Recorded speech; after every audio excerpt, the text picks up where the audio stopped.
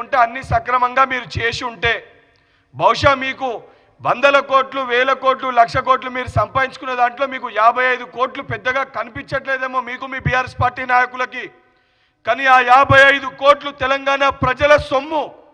తెలంగాణ ప్రజల సొమ్ముని ప్రొసీజర్ ప్రకారంగా కాకుండా హైదరాబాద్ బ్రాండ్ ఇమేజ్ పెంచనీకి చేసిన అని చెప్తూ ఏదైతే మీ నాన్నగారు మీకు ఇచ్చిన ఆస్తి అదన్నట్టు, హెచ్ఎండి ఏదో మీ నాన్నగారు మీకు కట్టబెట్టిన ఆస్తి అన్నట్టు భావిస్తూ అధికారులని నేనే ఆదేశించిన, అధికారులది ఏమీ తప్పు లేదని ఒకవైపు ప్రెస్ మీట్లో మాట్లాడుతూ మళ్ళీ మీరు కోర్టులో వేసిన పిటిషన్లోనేమో నాకేం సంబంధం, నేను మంత్రిని, అధికారులు చూసుకోలేదంతా అని చెప్పి మాట్లాడతారు. రామారావు నేను సూటికి ఒకటి అడుగుతున్నా, బాధ్యత గల శాసనసభ్యునిగా ఈ డ్రామాలు ఆపి ఏదైతే సంబంధించి విచారణకి సహకరించి నిన్ను నువ్వు నిరపరాధిగా తప్పు చేయలేదని చెప్పి ప్రూవ్ చేసుకొని తర్వాత బయటికి వచ్చి మాట్లాడాలి. ఇవన్నీ కాకుండా విచారణకి వెళ్ళకుండా, విచారణకి సహకరించకుండా ఏదైతే గందరగోళ పరిస్థితి క్రియేట్ చేసి ఒక పొలిటికల్ స్టంట్ వేసి ఒక డ్రామా చేసి రాజకీయ లబ్ధి పొందే ప్రయత్నం చేస్తుండు కల్వకుంట్ల తారక రామారావు గారు.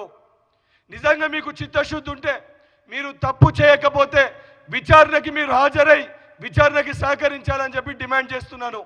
దానితో పాటు ఏసీబీ అధికారులకు కూడా ఈ డ్రామారావు ఎంక్వైరీకి రమ్మంటేనే వస్తలేడు, రేపు పొద్దున ఇతర దేశాలకి పారిపోయే ఒక పరిస్థితి కూడా రావచ్చు.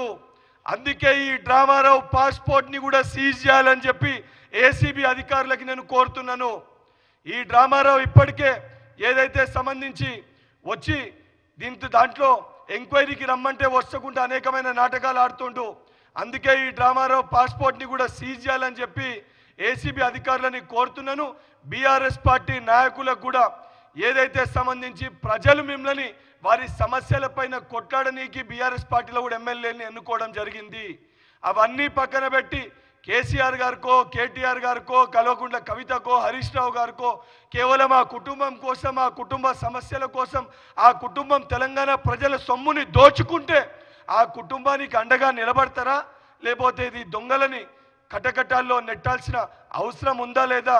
మీరు కూడా బీఆర్ఎస్ పార్టీలో ఉన్న శాసనసభ్యులు ఒకసారి పునరాలోచించుకోవాలని చెప్పి వారిని కూడా కోరుతూ, ఏదైతే నిజంగా కేటీఆర్ నువ్వు తప్పు చేయకపోతే విచారణకి సహకరించాలని చెప్పి డిమాండ్ చేస్తున్నాను.